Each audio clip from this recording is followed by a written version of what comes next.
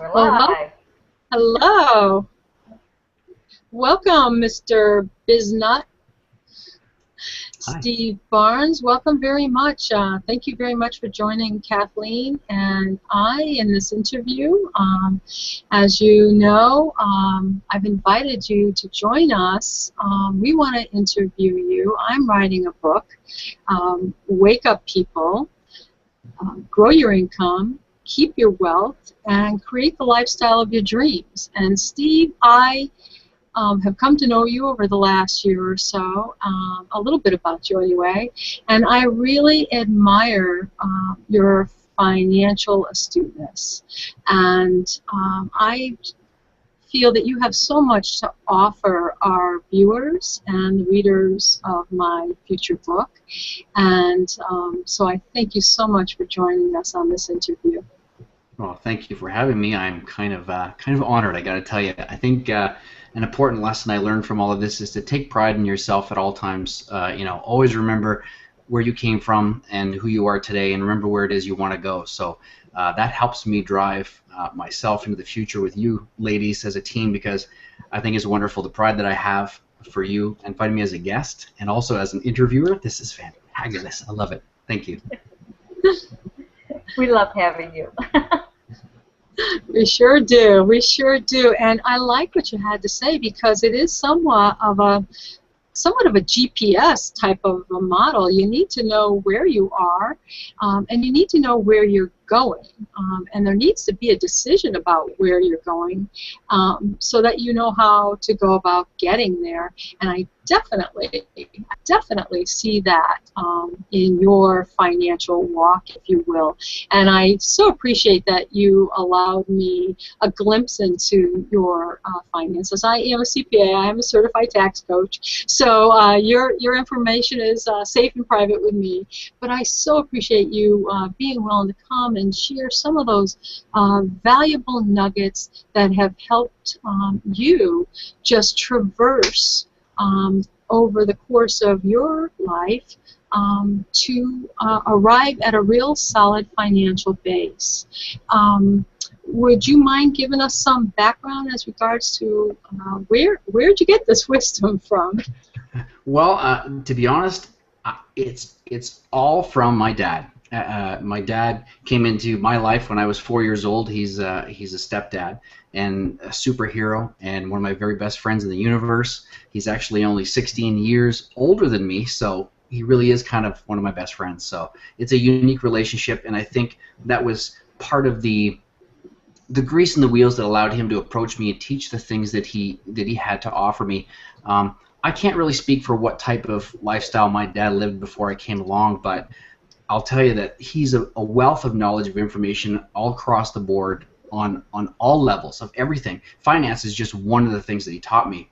But it was so appealing. When I was a child, I listened and I absorbed everything. And I have to tell people that's the one thing you need to do. Besides what I said earlier, of taking pride in yourself of who you are and where it is you're going in life, take pride in the things that people are wanting to teach you.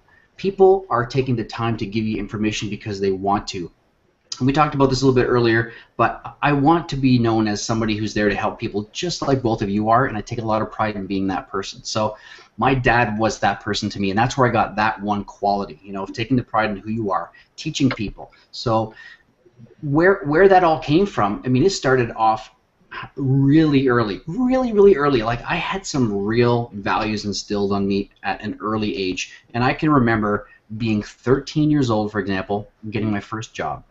It was picking up garbage, literally out of a parking lot in front of a superstore type, where you can get medicine and store-bought goods, and kind of like a small Walmart type thing. But I mean, I was getting pennies to the dollar compared to everybody else that had a job at that stage. And when I brought home that very first paycheck of, I think, $4.47 or something, my dad said, "Look, here's the deal. Here's what you need to do. You need to think about your future all the time, the investment, the money that you've already got, and what you want to use in the future to make your life better." He said, "I suggest you take half of that money and always save that for tomorrow. Use half of what you got today should you want to, but invest in your future always. And I started putting away money in a sock drawer, to be honest, just like other people. It wasn't under a mattress or in a sock, but it was literally in my sock drawer. Had a little bundle of dollar bills that would grow and grow and grow. And that policy really stuck with me day after day, month, week, years later. I mean, it wasn't until I joined the military when I was 20 years old in 1993 when I learned another valuable lesson from him, and that was all about investing in mutual funds and RRSPs here. And that took me to where I am today. To be honest, I mean, I would not be able to do the things I do with my personal business here online or my previous business in the military as a pilot without all of those values that my dad gave to me, and it all revolves around finance. You are one blessed man to have a stepdad in your life like that. Many of us don't have that. My late husband was blessed with that. His dad actually retired as a single-star general from the International Guard, so a little something in common with you. Maybe there's something in that. But he was, my late husband was blessed. I was blessed marrying this man who was also, like you, raised up to have that kind of wisdom, that oversight, that training relative to finances, and also gifted, if you will, the start of a future debt-free. That's absolutely invaluable. But not all of us have that blessing, but that's the beauty, I think, of what you can provide for us and for our viewers, is that sort of the buck stops here. We can address this. We're adults now, and we can take that bull by the horn, so to speak, and we can change it now, and we can hand down to our children a different story.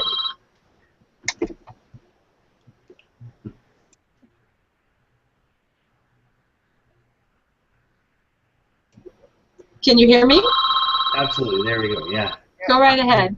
So, yeah, I want to just jump back really quickly. So, with that first job, we talked about how that brought me up until I got into the military. But the concept of the financial information that I got is only a part of it. Remember, I talked about the pride and being, kind and courteous to other people, but being proud of who you are and what it is, the values you instill into other people.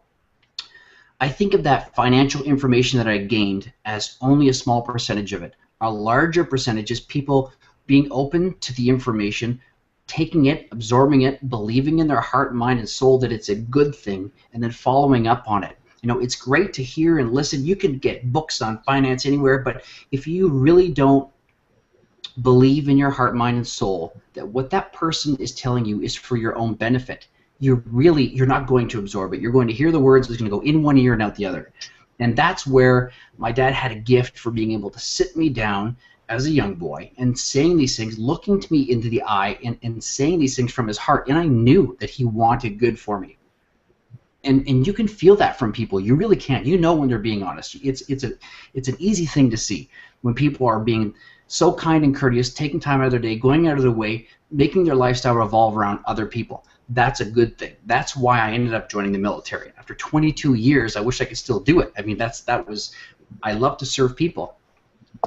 When I was a teenager, and you know the story, and I'll say it really quickly because it's kind of funny. It was high school, 16. I just got my license. My granddad came to congratulate me. We went to buy my very first car. I was so happy. I'd saved all that money I told you about my sock drawer for years. We went to a car dealership down the road, and there was this old, 1982 brown Volkswagen Rabbit. I mean, this thing it was death on wheels. It was ugly. It was brown. It had one wiper. It functioned. It worked. Got you from point A to B. But it was not the pride of the lot, by a wide margin. It wasn't. The rest of my friends, who were a year older than me, all my friends, had Trans Ams, and one guy had a Corvette, a Camaro, a red Camaro, like a red, right? That's what I wanted. I got an 82 brown Volkswagen Rabbit, with a gas cap that you twist off. It looked like a pop bottle cap. The deal was this. My dad said, here's the deal. Grandpa says this is a fantastic car. It's a money smart car. Here's your options. One, I'm going to give you half the money you need to buy that car at a 0.5% interest lower than you can get at the bank. I said, well, Dad, nobody's dad actually lends the money with interest, right? That just doesn't happen. He said, in my house, it does. You have a choice. You can either have the car or you can't. Or you can go to the bank. You can ask for a loan, but they're going to ask for a cosigner. And he says, I'm not willing to do that for you. You know, you're good with money. You're a smart, good kid. You try real hard. But you know what? You got to learn these values. So I went to the bank of Dad. I got the loan. He covered half of it, which I did pay back at a 0.5% interest better than the bank. So that's a cool, awesome lesson. The best part of the lesson was this. When I did eventually join the military, I was in the Navy, and I drove home in a really cool car that I had bought. It was a new Jaguar. And I went home. I'm not going to mention the name of the good friend of mine that had that Camaro. But when I got home, and this was just a few years ago, my friend was driving that exact same Camaro. And I'm telling you, when I rolled past him at the same parking lot where I used to clean up garbage when I was 13 years old, I rolled past in the Jaguar. It was a very different world. And all of the mindset about finances came rolling back onto me. And I really had to just get home and thank my dad for the umpteenth time, you know, over the years about, you know, all those values he instilled onto me about finances. But that really hit home, and it's just something else to drive by, you know, in a car that you really like, while your friends are still driving that old busted thing from 1984 or whatever. So, good lesson from my dad there. A total guy thing. I guess it's a car thing. I don't know. That's awesome. But how cool that you know your dad shared that with you. I mean, like Emily says, not everybody had that background. So moving forward past that, so now you've been in the service and you come into the online world. What obstacles did you find there? You know, because most people, what stops them is the finances. But that wouldn't have been an issue for you to get into any program because, you know, we all know how little you can spend or how much you can spend. But what were your next challenges that you had to overcome to when you're going into business now for yourself? Yeah, that's a really good question. And I feel as though I am a real minority in this whole industry. I really do, but I think what the secret to this is that it's a silent minority. I think we're really a majority, and that means people who have already had a job, who have already created an income, who are literally already getting by. I hear these horrible tales of people who come from stories of woe, you know, stories of despair and extreme debt, poverty, and looking to network marketing, internet marketing, our community in order to create, you know, a wealth that, you know, 10 times supersedes where they come from. I wasn't looking for that. That's not why I got into this industry whatsoever, at all. I'll tell you this, after 22 years in the military, now as an officer, as a pilot, money isn't an issue in my life. It really isn't. I mean, I'm 42 now, and I'm retired. I can retire the rest of my life. I've been money wise, money smart, kind and courteous to other people, and that's really set my future open and available to me. So for the longest time when I first started, Kathleen, I felt like I was this unique individual who came into this with money. And people said, you only get into this business if you're looking to generate, you know, money to get you out of a tough spot. Steve, why are you in this? You're not financially in a tough spot. No, but I do believe that this entire industry gives you so many other opportunities besides an income. I love serving other people. I love teaching, driving, motivating, inspiring people.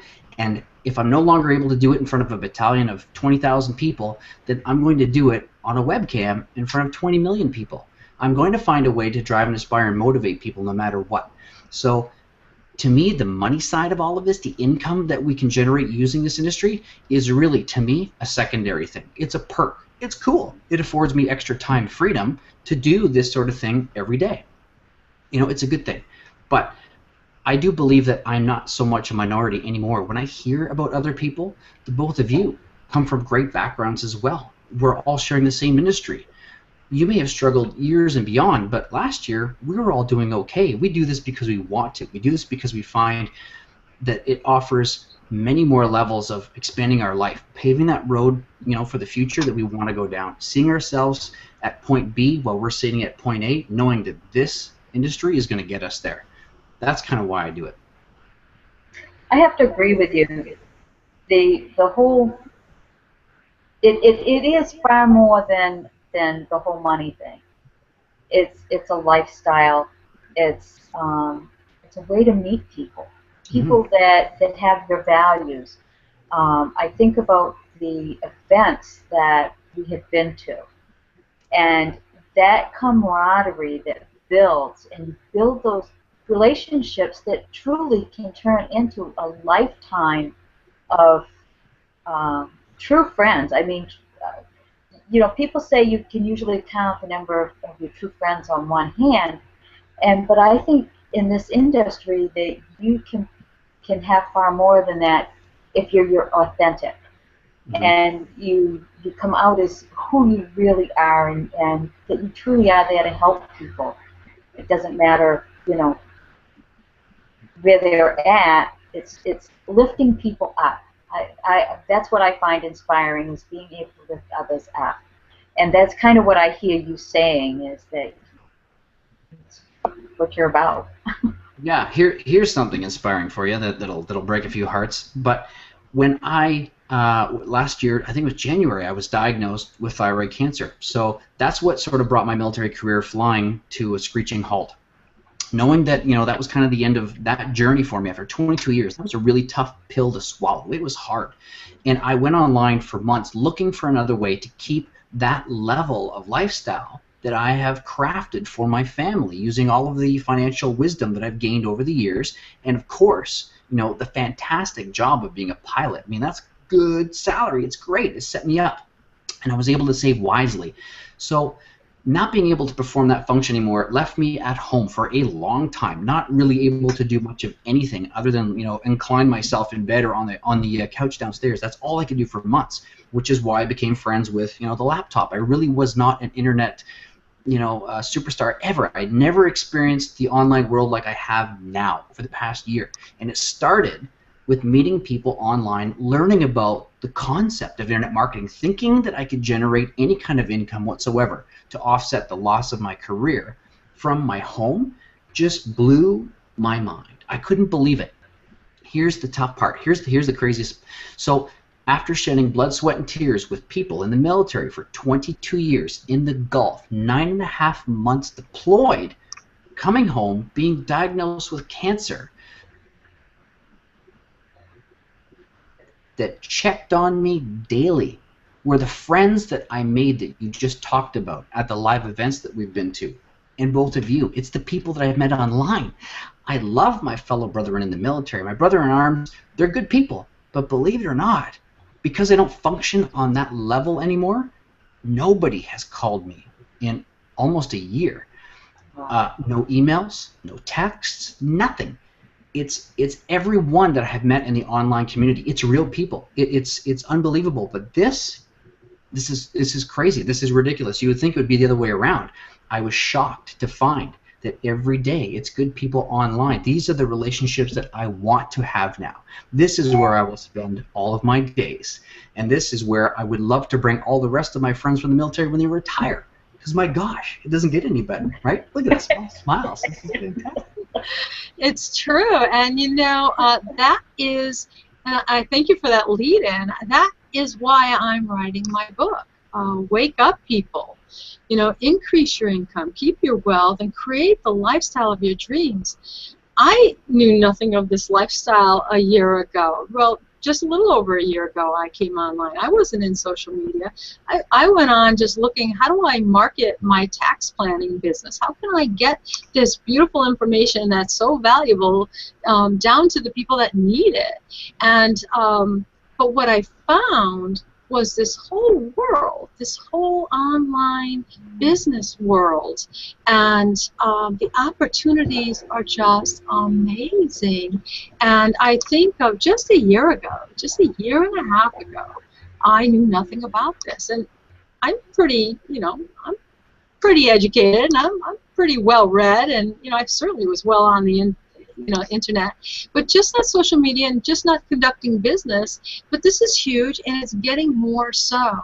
And so and it breaks my heart when I see, either through my client base or in my community or my family or friends, what have you, people that are struggling in this economy, this great recession. They say that it's over, but that's not true. That's not what I'm seeing in my client base. There's still these personal great recessions going on, and people who don't realize that there are options, or believe these myths that, oh, that's all, a scam and that kind of thing. But that is not what I'm finding.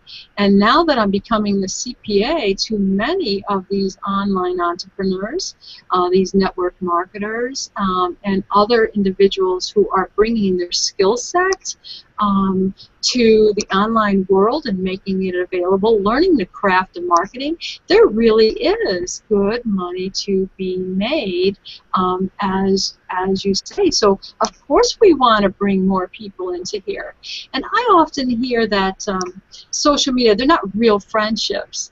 Well, they actually are. Mm-hmm. And we've actually met several times. We've gone to the same events, and we have, as you say, we have a real connectivity. We have a real relationship. We have our hearts have met. Kathleen and I, we really discovered each other on the last day. It was the extra day of that first Phoenix trip we took, and we just spent the day just totally sharing our histories and our background. We were like friends for life, and now look, like almost like a year later, right? Here we are, like we gotta work together. We gotta do something together. You know what? I'll mention this really quickly about that. You mentioned the last day of a live event, and I'll say what's really important about that to me and why people might be able to understand what you mean by that. Whenever I deploy for a month or 6 months or 9, that last day before I leave, I hold my wife so close and my little girl, I don't want to leave. When I visit my family at Christmas time, and it's the day before I have to fly back here, it's that last day where you just don't want it to end. It's all built up to those 24 hours for some reason. It's almost like anything. It's like Christmas Eve. It's as you get dressed for trick or treating. You think about all those really big events. The birth of a child, or when you're about to graduate school, or the first time I ever flew solo. It's that last little bit of time, and if you could put that much energy into every single day, could you imagine the chiclets that would be showing around the universe, busting out of cheeks? Everybody would have that feeling that day was so special that you would never want it to end. So when I go into the future, when I go forward into these live events and meet people from now on, even talking on the phone or even this hangout, I want them all to feel like you never want it to end. You want that same je ne sais quoi, that feeling that it's magic, that it's, you just can't go anymore without it. And that's the magic of that last day, that people just say, oh, there's something unique about putting that, getting that flight return home the day after, that extra day. People always tell you to do that. Why is that? Well, that's the reason why. Kind of funky, huh?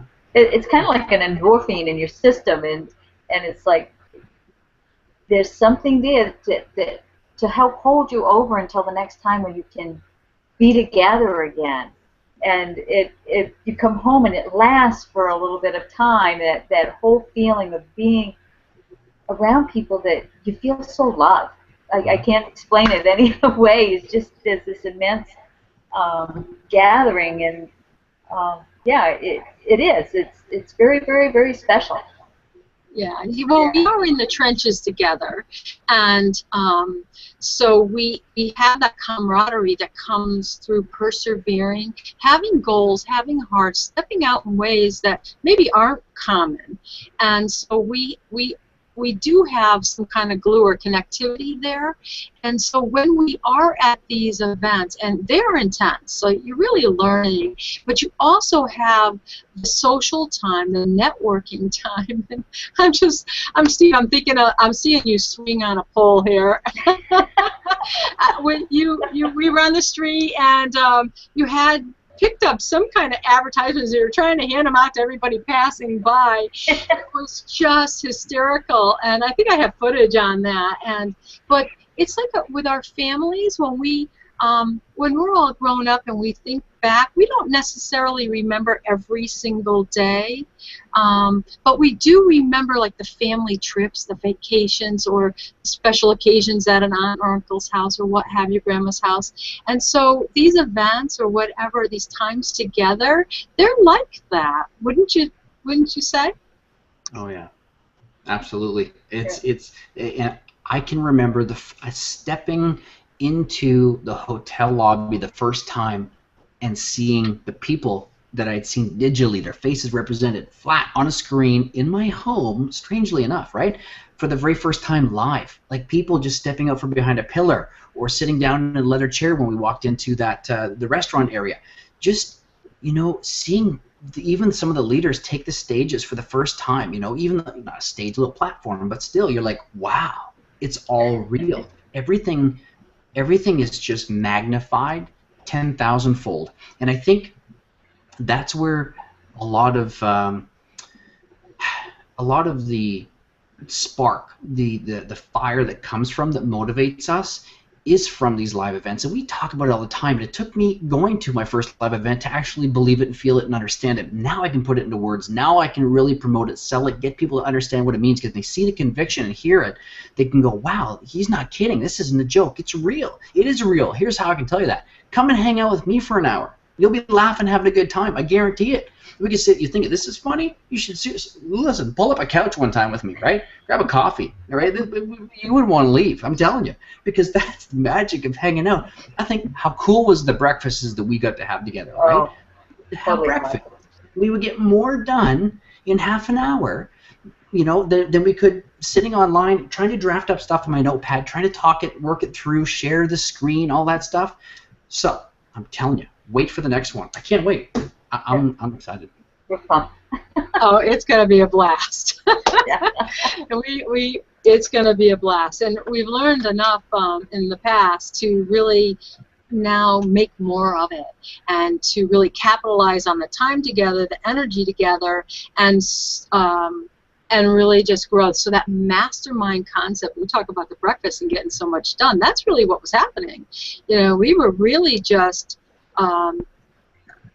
feeding off of one another, or somebody always seemed to have the right word to say when we were strategizing on something. So that was pretty fantastic. The internet's great, but it's hard to intervene when you know how you can read people's personality when you're in person with them. It's very difficult when you're looking into a little dot, a little screen on a webcam, or you can't get that. So when we are in person, we can see each other's body language, and we know when we're ready to give up some information, and when everyone's listening and we're engaged and what you're saying isn't really working. I've been on Hangouts, really, where I've kind of just gone like this, and then I had to come back, oh my gosh, are people talking? Am I on a Hangout? I'm unfocused right now, because it just isn't working. So, but that live event that we were at, and the ones we're going to go to, that is where the magic's going to come from. And I want to remind people that every second we're there together, okay, we have to experience this like it's the last day. You got to feel like you never want it to end, because that's where the real magic comes out of, and I know it's going to happen. Absolutely. It absolutely is. Yep, and it also has, it renews that desire. And so when we look at concepts like in the Think and Grow Rich, when we have those definitive major purposes, when we have that kind of focus, the beauty and the intensity and the energy that we get at these events, it just multiplies all of those things. So, Steve, relative to finances, would you then say that these events, they really can be a foundation for just like platforming off a sales strategy, an attack, if you will? Absolutely. When I I had a concept, an idea of what network and internet marketing was before I showed up at my first live event. I didn't know what to expect when I got there, but I'll tell you, when I had left, when I came home, I had a completely new realization of how far I could really go in this on so many levels, not just making videos or not just making graphics online or blog posts or Facebook posts, but I realized that every single one of us has the potential inside of us already there to just flip the switch, and by that I mean literally the on switch of a microphone, and broadcast your ideas that you know to be good, to be right, to be wholesome for other people, to help them, to guide them. And if you don't have them, you can learn them. Hang out with one of us, read a book, read some knowledge, give that back to people, let them know they deserve it. But the live event for me, the first one I went to, just solidified in my head that I'm the right guy for the job. I chose the right profession. I am an internet network marketing professional, and I'm good at it. And I'm going to do it for a long, long time, because I not only am good at it, but I enjoy it. And people tell me that they like to be a part of this with me. So that reminds me that, you know, live events are fantastic for that, to put you in your place, to remind you that you can do everything that you see the one person doing on stage while the thousands of other people are sitting down in the chairs. Each one of them is going to have their turn. Absolutely. And so, Steve, you've been financially successful in online marketing in a relatively short period of time. What would you attribute that success to? Because I think you just gave us some tips, the fact that you identified that, hey, you can do this, you're good at this, and you received that and you went with it. Not everyone has that kind of confidence, though. What could you offer our viewers as regards to that? Well, hope, in the sense that it's going to come out when you choose to bring it, pull it out, yank it out of you.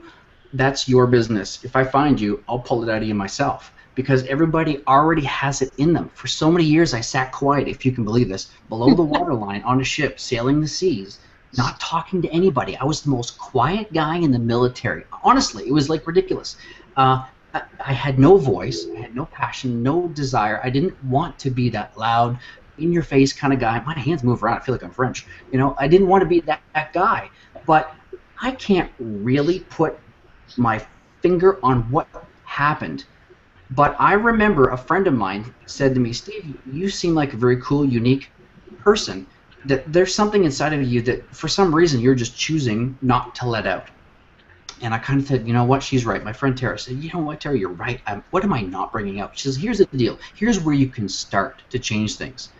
Tomorrow when you go to work on the ship, I just want you to put your head up instead of putting it down, looking down at the flats, you know, the hallway on the ship. Look up at the first 3 people that walk past you in the morning and just say good morning. Give them a nod, show them a smile. And that's it. And then for the rest of the day, if you want to go back in your shell, that's cool. And the next day, I want you to add one more person onto that pile. There's only 300 people on the ship, you know, 299. So by the end of the year, I knew everybody on the ship and everybody knew me. I just got out of that shell by taking a small step the very first time, building on it consistently. Every day I just took a little bit more action into making myself, you know, more present in front of people. And then I found out, hey, I'm actually kind of funny, and people do like that. They like me. I'm a ridiculously funny guy. So I brought that into my daily life. Everywhere I go, I flop my hands around. I show my teeth a lot. I move my eyes around. And people are like, that's funny. When you're that animated, people want to be a part of that. So if you're sitting at home watching this by yourself, move your face around. Get excited. Twist in your chair. Do something today. Go out. Go for a walk. Say hi to 3 people, right? And then you'll be surprised. If one person out of those 3 say hi back, it's 33%. What kind of return on investment is that? That's a really good one. Ask Emily, she'll tell you. It's awesome. It works with us, I'll tell you. You know, and Kathleen and I had that conversation the other day, Kathleen, about becoming, and you just step into the person that is inside, but just hasn't really made the appearance yet, just hasn't presented itself. Kathleen? Exactly, and I think a lot of people, and I think this is where some encouragement needs, is that we forget that we've moved on from childhood. We carry for all those little sayings, or somebody may have called you a name or put you down or bullied you in some way growing up, and you carry that right into adulthood so much. And you don't even know that you've done it until it's like it's time to step into who you really are. And it's okay to say you've left that all behind. I mean, they've moved on with their life, and they're probably not even giving you another thought. And here you are, have wasted all this energy and time thinking, oh my God, what will they think and say now? Well, who cares? But we cared for a long time, for any of us that have held that in our hearts and in our minds, and carried that misconception and misbelief that they were still watching us. We do the darndest things to ourselves. It's true. It's true. You know what? When I stepped out of that shell, every day got better from there forward. I just had to make that initial step, that first decision. And as soon as you do, you realize that every day is going to get better. And you're right, that nobody in your past cares. None of the people that ever did me wrong thinks twice about it today. And if they do, they would have wrote me or texted me, give me a message to say sorry for all the terrible things they did. But they didn't get that message or that email. So clearly they don't care, you know? So why should I? You know, it's not a matter of, hey, it's not a matter of being discourteous to people saying I don't care about them. I do. I wish everyone well. The point is I'm never going to get held back ever again by anything in the history of the universe. And nothing should ever hold anyone back, ever. Be kind and courteous to the people out there, and you will get the exact same thing back. If you smile, people will smile back. I listen to audios every day. I go for a 5-mile walk around here 4 times around the block, and I smile at lampposts, you know, mailboxes. I smile at everything I can smile at. I do. And every once in a while, some guy will drive by in a car, and he'll look at me and he'll be like, right on, hey. I'm waiting for him to pull over and ask me what I do for a living, and I'm going to bring him here. You know? It's that easy. Just smile. Well, this is one of the things that I truly love about the online community, is it really is much more open and accepting. It's really a space that generally, at least from those of us that are conducting business here, those of us that are looking to connect with people through social media, we really are engaging. And what we're finding is the authenticity of ourselves by just being out here and being true to ourselves and being true to the person that we're engaging with, that it is one of the great joys of being online, to be able to fully blossom and be who you are and just have people just accept you for that. It is, who wouldn't want to come out here and grow? It is like great. And Steve, no one does it better than you. You know? I don't know if I can get away with that. You know what the real secret is if you have people that want to listen to you, then you will want to talk. That's just it. If you give me the time, I will tell you everything that I know about everything, because your time is valuable. I appreciate the fact that after having been, you know, diagnosed with cancer, knowing, as I talked about with you earlier, that clock is running out, maybe faster than for some people. My time is incredibly valuable, and I want to spend the time that I have doing good things, creating a legacy, or at least a mindset inside some people that deserve it, that is going to last. A little bit of me that's going to be out there for all time. So after I'm long gone, people will say, hey, remember that Hangout, that weird funny guy, Biznutt? Remember Steve Barnes? That's a weird guy. I remember that guy. I met him one time. He had a microphone. He was on the stage. What a weird dude. But, man, I laughed. He was funny. I learned some stuff from him. I made a squeeze page, got a sale. You know, I woke up happy one day. I smiled, got 33% smiles back. It's a great thing, right? So time is valuable.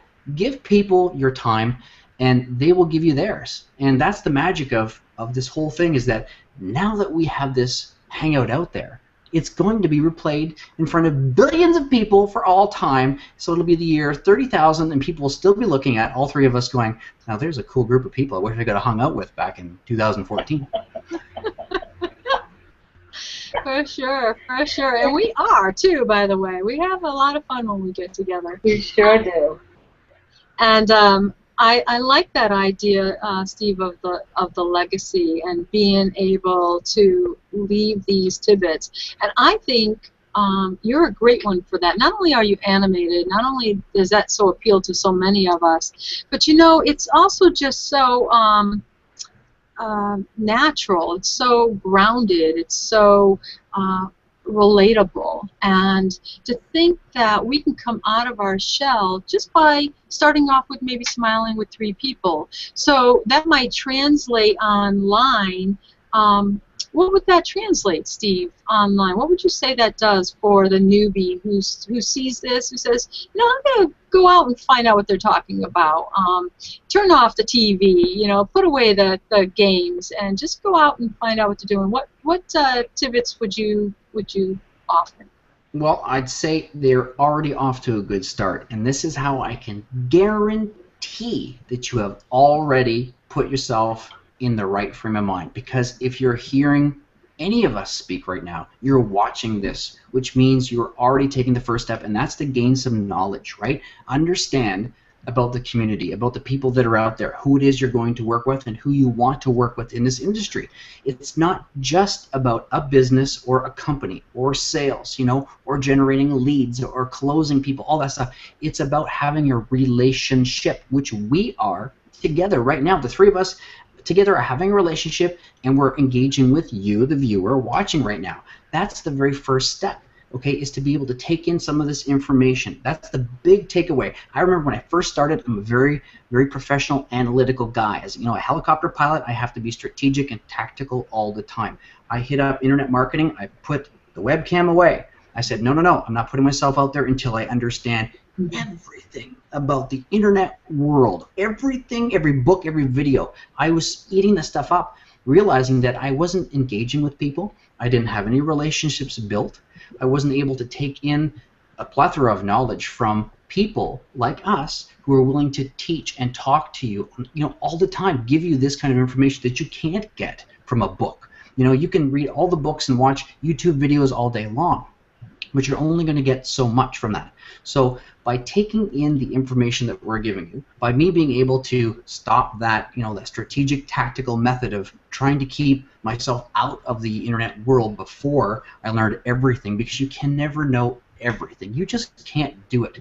It's a journey. And if you can understand the concept that this whole journey of getting from point A to point B, wherever it is you have your mindset in the future, half the fun is getting there. So don't always have your eye on the prize thinking that's the end result.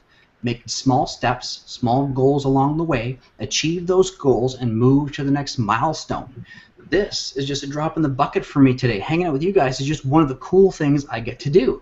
You guys, I'm just one of the drops in your bucket, and I'm just one of the cool things that you guys get to do today. So, you know. And I think it's really cool that you touched on that, Steve, because it is all about the people. You know, people jump from product to product in this industry, thinking, "Oh, this is going to be the thing. This is the next big gold mine or whatever." When really, all you need to do is invest in people. Invest in showing and caring about other people, and that's the product. The product is the people. What the company they're with, or what they're selling, is like frosting on a cake. But when you invest in people, then that's your gold mine, because that's what's going to be there. That's what's going to give you everything that feeds you inside and out. You know. Mm-hmm.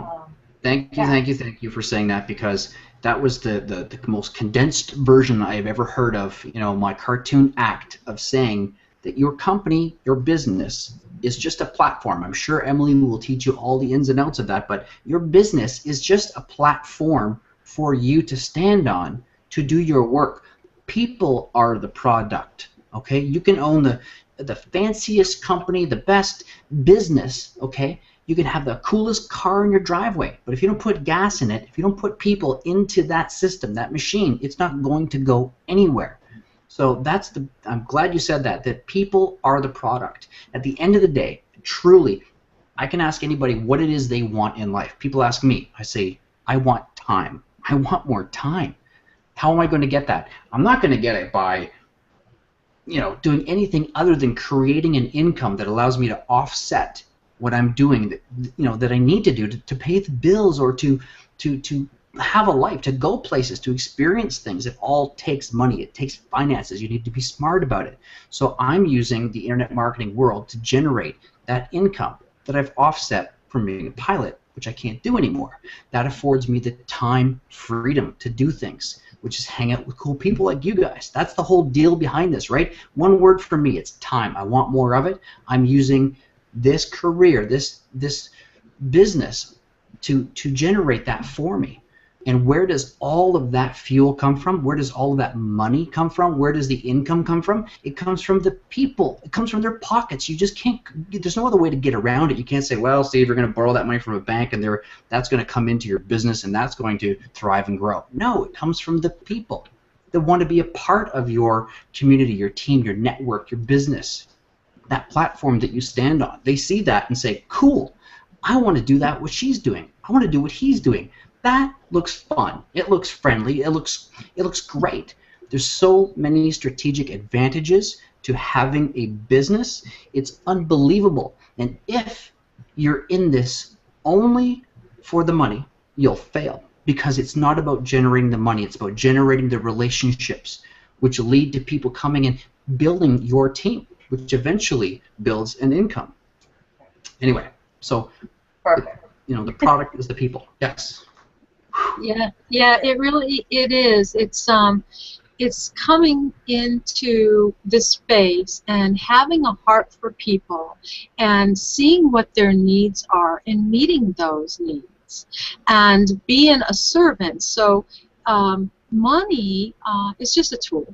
It's just the medium that we use to conduct our businesses. So I'm a CPA. I'm a certified tax coach. People need tax work done. They need planning done. They're starting up a business. They have a need. And so really the connection is it's people that have the need. And as a business owner, as an entrepreneur, I have a skill set. And I can bring that skill set to the people and meet their need. And in that, it's a relationship. I'll tell you, one thing I love about my industry is that it is definitely the people. And every tax season comes around, and I may not have seen some of these clients for a whole year, but when you do, it's like a family reunion. It's so happy to see them. You're catching up on their life, whatever that may look like, and it's wonderful. I just got to open a package today from one of my clients I'm doing an extension on, and she put a little note on there, hadn't heard from me, here's my stuff, and said, little personal stuff there, and it was like, it touched my heart. One, that we have that personal relationship, and it goes mutual. And so we are blessed in the network marketing realm that we know each other in, because that's exactly what we're doing. We are meeting people, and we are putting people together where they need to go and helping them, and in the process founding family and friend relationships that are just absolutely phenomenal. So it's a people business we're in, and really at the end of the day, like they say, it's not what's in your bank account that matters. It's the relationships you have, and that's the truth of our lives. And those that do this well and really care for people, those are the ones that do actually have a larger bank account. Wouldn't you agree? Oh, yeah, absolutely. It's a given. It's not a push-button industry. The people that give you the idea that this is something that you can come into and not talk to people don't really know what they're doing. They don't know what they're talking about, and I don't think the time freedom they have is a direct reflection of the income they're generating, which is not a direct reflection of the relationships they have. You know what I mean? It's really not. You're right. If you're a people person, or if you're willing to talk to people either on the phone or have a conversation through a messaging system, whether it's Facebook, it doesn't matter, or hang out like this on Google, whatever, that is where you're going to build your business. Okay, it's all about having the right company, the right business that you can use that represents you as a person. But at the end of the day, it's the people. It's the people. dang it. Right? That's perfect, and out of respect for people's times, I think that's a wonderful note to end this great hangout on. I quite agree. Steve, thank you so very much, sir. Well, thank you, guys. I really appreciate you taking the time to have me on here. As we talked about, time's valuable. Yours is, mine is, and so is the viewers. So thank you, ladies, very much for having me today. I'm very, very proud to have been here. Thank you, Steve. Take care. Bye, everyone. Thanks.